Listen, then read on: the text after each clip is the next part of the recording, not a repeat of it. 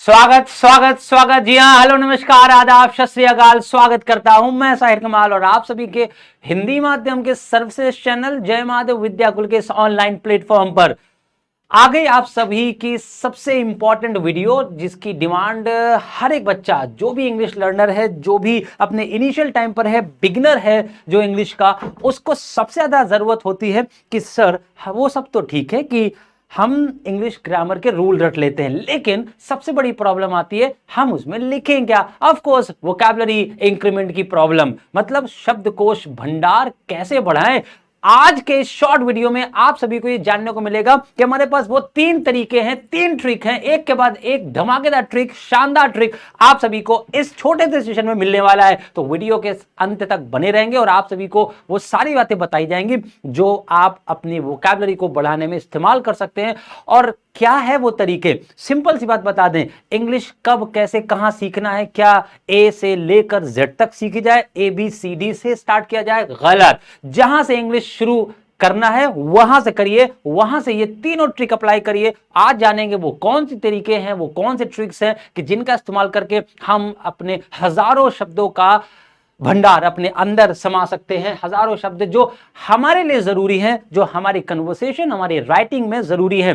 तो चलिए जानते हैं, बिना देरी करे स्टार्ट करते हैं इस वीडियो सेशन को। वोकैबुलरी में सबसे इंपॉर्टेंट चीज सिनोनिम, एंटोनिम, एक वर्ड को दो तरीके, चार तरीके, पांच तरीके से कैसे समझा जाए, आखिर वो शब्द कैसे इस्तेमाल किए जाएं, इन सभी की चर्चा इस छोटी सी वीडियो में स्टार्ट करते हैं। तो भैया आज का टॉपिक वोकैबुलरी की याद करने की जादुई ट्रिक। और याद करना मतलब समझना। यहां पर वोकैबुलरी आप डिक्शनरी को लेकर के, बहुत से बच्चे ये सोचते हैं कि डिक्शनरी उठाई, चाहे वो ऑक्सफोर्ड की, चाहे वो साहनी ब्रदर्स की, चाहे वो हिंदी टू इंग्लिश, चाहे वो इंग्लिश टू इंग्लिश, और याद करना शुरू कर दिया, चाप दिया। तो इससे भैया नहीं चपेगा। अगर आपको वोकैबुलरी के ऊपर कमांड चाहिए तो ये तीन तरीके अपनाइए, आपको डेफिनेटली इस पर रिजल्ट मिलने वाला है।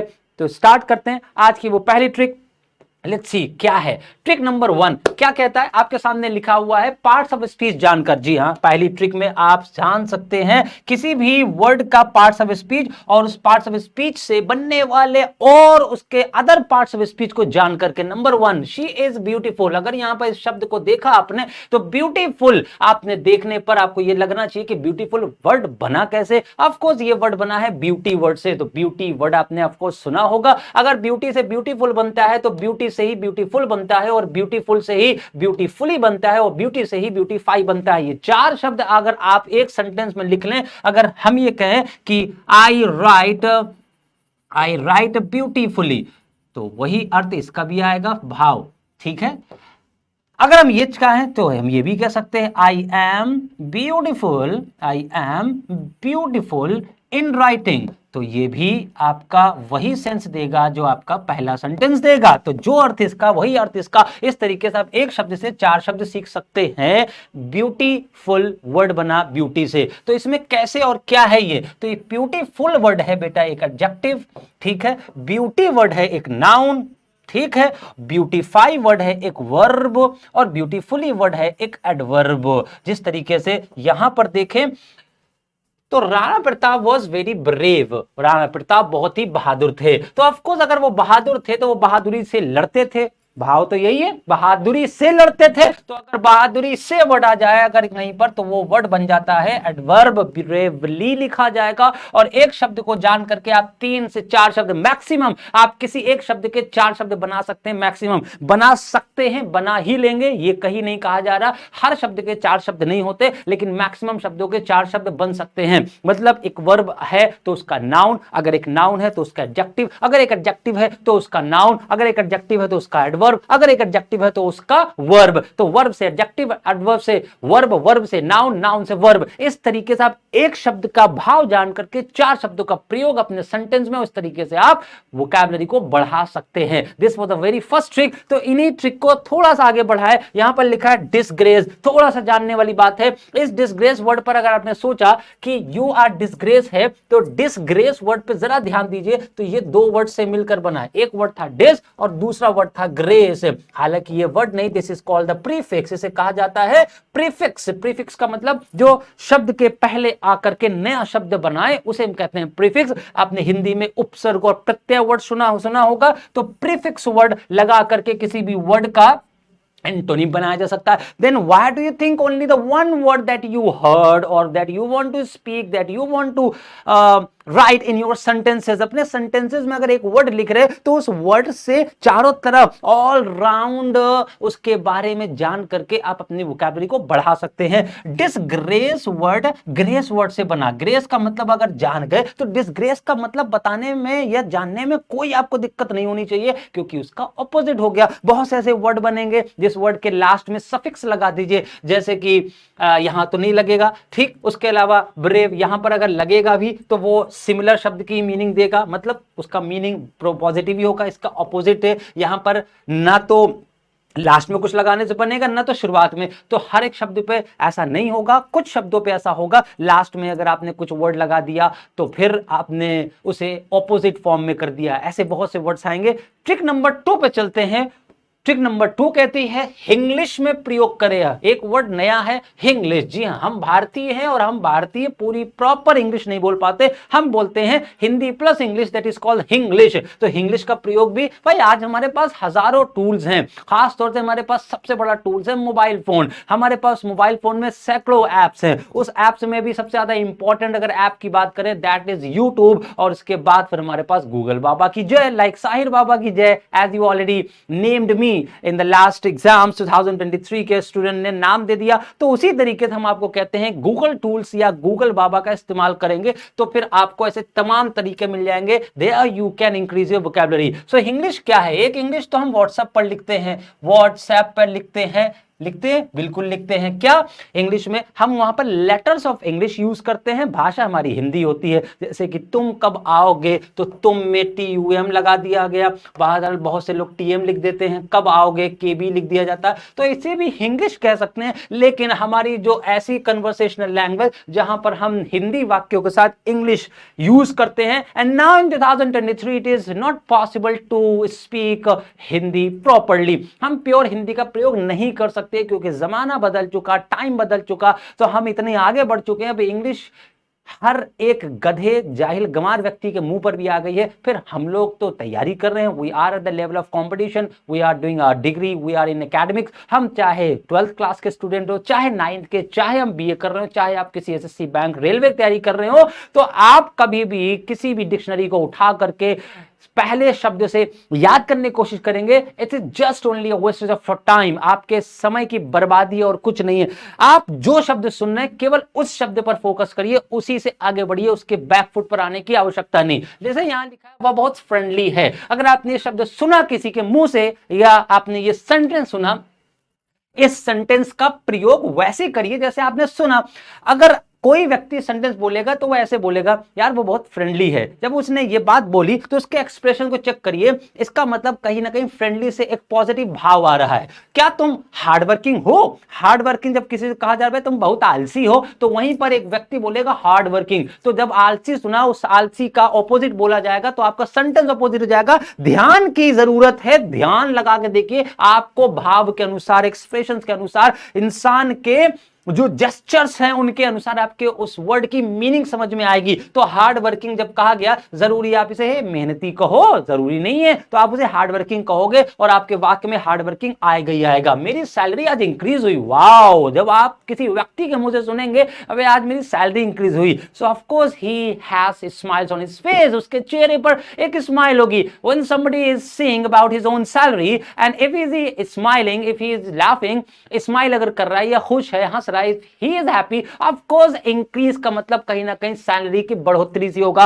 तो भाव को आप समझ सकते हैं। यहां पर एक वर्ड यूज हुआ इंक्रीज, यहां पर वर्ड हुआ है सैलरी। सैलरी को आप कभी ये कहते हो, सुनते हैं, ये मेरे वेतन में बढ़ोतरी हो गई, नहीं कहेगा। और अगर कोई कह भी रहा है तो बहुत ही बज्झर इंसान है, मतलब पुराने जमाने का। ऑफ कोर्स वो आज के 2023 में एडजस्ट नहीं हुआ। उसी तरीके से मुझे आज बहुत गिल्टी फील हो रहा है, जब कोई ये व्यक्ति कहेगा गिल्टी फील हो रहा है तो वो ऐसे नहीं कहेगा आज मुझे बहुत गिल्टी फील हो रहा है। क्यों? वो क्यों नहीं कह सकता? क्योंकि गिल्टी फील जब भी आप ये वर्ड सुनेंगे, कभी भी ये सेंटेंस सुनेंगे, तो आपको उस व्यक्ति का इंप्रेशन जो होगा वो नेगेटिव होगा, उसके चेहरे पे उदासीनता होगी, दुख होगा, कष्ट होगा। वैसे कहेगा यार आज मैंने उसे यार बहुत बुरा किया, मुझे आज बहुत गिल्टी फील हो रहा है। उसका चेहरा बता देगा। गिल्टी फील एक नेगेटिव वर्ड है, तो किसी की पर्सनालिटी को शो करने के लिए गिल्टी फील यूज होता है। तो गिल्टी फील मतलब कहीं ना कहीं दुख है, कष्ट है, मुझे बहुत समस्या है, परेशानी है, कहीं ना कहीं मुझे गलत किया। तो आप इसकी हिंदी जानने की कोशिश ना करो बच्चा। अगर तुम हिंदी जानने की कोशिश करते रहोगे, आप उसी जीरो लेवल पर रहेंगे। You will always keep thinking where should I start, where should I go, where should to do.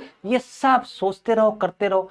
सिर्फ सोचना नहीं है, start doing and stop thinking. आप करना शुरू करिए और सोचना बंद करिए। मेरे पापा बहुत जेंटल हैं, ये सेंटेंस अगर सुना जाएगा तो ऑफ कोर्स कोई व्यक्ति कहेगा मेरे पापा र्यूड है, ये तो कोई जनरली नहीं कहेगा, 99% लोग नहीं कहेंगे। और अगर आप कोई व्यक्ति कहेगा भी कि मेरे पापा जेंटल हैं, तो वो भी खुश होकर कहेगा पता मेरे पापा बहुत अच्छे हैं। तो वहां पर बहुत अच्छी जगह आपने जेंटल वर्ड कहा, तो आप जेंटल वर्ड का प्रयोग बहुत अच्छी जगह करते रहिए। उसके बाद तुम बहुत इनोसेंट हो, ये भी एक पॉजिटिव फॉर्म में बोला गया सेंटेंस है। एंड डायनामिक पर्सनालिटी, किसी लड़की ने किसी लड़के को देखा और वो इंप्रेस्ड है, वो कहती है यार क्या गजब की पर्सनालिटी थी। कोई लड़की गजब की पर्सनालिटी नहीं कहेगी, वो डायनामिक ही कहेगी। लड़कियां खास तौर से इंग्लिश वर्ड ऐसे यूज करती। तो डायनामिक पर्सनालिटी का मतलब कहीं ना कहीं वो खुश है उसकी पर्सनालिटी से। तो आप कह सकते हैं yes he was very good looking, yes he was very dashing, he was very handsome. तो handsome, dynamic, good looking, charming, attractive, ये सारे वो डायनामिक के लिए यूज होते हैं। तो डायनामिक पर्सनालिटी थी उसकी, तो ये भी कहीं ना कहीं एक एक्सक्लेमेशन के साथ बोला गया।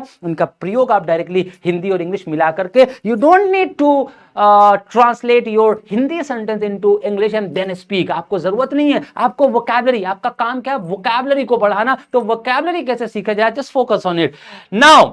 Come to the third most important trick, and this is the best trick to increase our vocabulary. हम अपनी vocabulary को इस तीसरी ट्रिक से बहुत आसानी से समझ सकते हैं और बढ़ा सकते हैं। ये थोड़ी सी लंबी ट्रिक होगी बच्चा, और यहां देखेंगे क्या एमसीक्यूज करके। हाँ, ये सिंपल सा तरीका, लेकिन ये जितना आसान दिख रहा है उतना थोड़ा सा मुश्किल है। क्यों? दिखने में तो ये बहुत ही सिंपल है। आपके बुक में, आपके पास चाहे 12th लेवल की बुक हो, 11th की हो, 12th की हो, 10th की हो, ग्रेजुएशन की हो, कंपटीशन की हो, कोई भी इंग्लिश बुक हो, एमसीक्यूज होंगे इंग्लिश में। और वोकैबुलरी सेक्शन में जाइए, वहां से एक एमसीक्यूज उठाइए, सिर्फ एक एमसीक्यूज एक दिन में। तुम इसे भी नहीं कर पाओगे, गारंटी यू, हम गारंटी देते हैं तुमको, इसे भी नहीं कर सकते। एक दिन में सिर्फ एक एमसीक्यूज पर चर्चा कर लीजिए। आपसे पूछा गया which is the synonym of average, average का सिनोनिम क्या है। अब आप या तो बहुत से ऐसे शब्द होंगे, इंग्लिश स्पीक्स इटसेल्फ, इंग्लिश अपने आप में स्पीक करती है, इंग्लिश अपने आप की मीनिंग खुद बताती है, हम ध्यान नहीं देते। ध्यान से इस शब्द को देखो, लिखा हुआ है अ ब्रिज, अलग करो। ये शब्द आपको पता है ब्रिज क्या होता है? ब्रिज, ब्रिज का मतलब सबको पता है पुल। अब आप सिर्फ इस शब्द के हिंदी पर ध्यान देते हैं, इसके भाव पे नहीं। इसका भाव क्या है?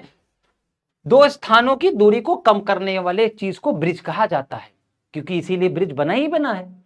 कभी भी ब्रिज किसी स्थान को दूर करने के लिए बनाया ही नहीं जाता। कभी सोच के देखिए, एक वर्ड को एक्सप्लेन करना है, इस पर आप कॉमन सेंस लगाइए। आपको यहां आना है, यहां पर आप खड़े हैं, बीच में है नदी। अब पुल तो बना नहीं है, तो आपको ऐसे जाना पड़ता है। ये लॉन्गर है या ये लॉन्गर है, आप खुद सोचिए। पुल बनाया गया उसके ऊपर, इसीलिए उसका नाम ब्रिज रखा गया। ब्रिज का मतलब ही छोटा होता है। यहां पर पुल उसका शाब्दिक अर्थ है, भाव नहीं है। ब्रिज का मतलब छोटा, लेकिन छोटा करना, अ ब्रिज, अ लगा दिया गया, उसको वर्ब बना दिया गया। एब्रिज का मतलब छोटा करना। अब यहां पर चार option, pleasant, lessen, confess and pretty, which one is the right one?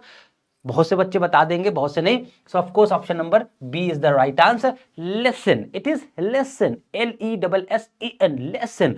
एक वर्ड होता है LESSON, लेसन। लेसन का मतलब पाठ होता है, लेसन का मतलब कम करना होता है। उसके बाद प्लीजेंट है, कन्फेस है, प्रेटी। आप जब एक शब्द पर चर्चा कर रहे होंगे, then you have the 4 option and all 4 options are different and all 4 options are different word, मतलब चारों वर्ड अलग अलग होंगे। अब आपको क्या करना है? सिर्फ simply don't have the books, किताब नहीं है, नहीं कर सकते, किताब से ढूंढ ही नहीं सकते बच्चे तुम। Directly go to the Google बाबा, गूगल पे डालो प्लीजेंट, एक एक करके, फिर डालो लेसन, फिर डालो कन्फेस और फिर डालो प्रेटी। पता है क्या होगा? एमसीक्यूज के फायदे देखो, दिस इज द एमसीक्यूज फायदे, ये है एमसीक्यूज के फायदे। जब आप अपने गूगल पे, आपके पास, सबके पास गूगल है, that's why you are watching me online, आप इसी वजह से तो ऑनलाइन देख पा रहे हैं। तो देखो यहां पर जब आप प्लीजेंट वर्ड डालेंगे उसमें आएगा pleasant synonym, you entered pleasant synonym and you will have more than 30 or 40 synonym or similar words of pleasant। pleasant के आपको 30 से 40 word similar means where we can use where we can use it as an alternative, कि हम जहां pleasant word use कर सकते हैं, somewhere we can also use enjoyable, somewhere we can also use pleasing, pleasurable, nice, satisfying, satisfactory, gratifying, good, acceptable, entertaining, attractive, beautiful, fine, balmy, lovely, welcome, ये सारे word आपको देखने को मिलेंगे। हम गारंटी दे रहे हैं यही वर्ड मिलेंगे आपको, गूगल पर डालिए तो अब आप प्लीजेंट के बाद तो आपको ये वर्ड देखने को मिलेंगे, देखने को मिलेंगे।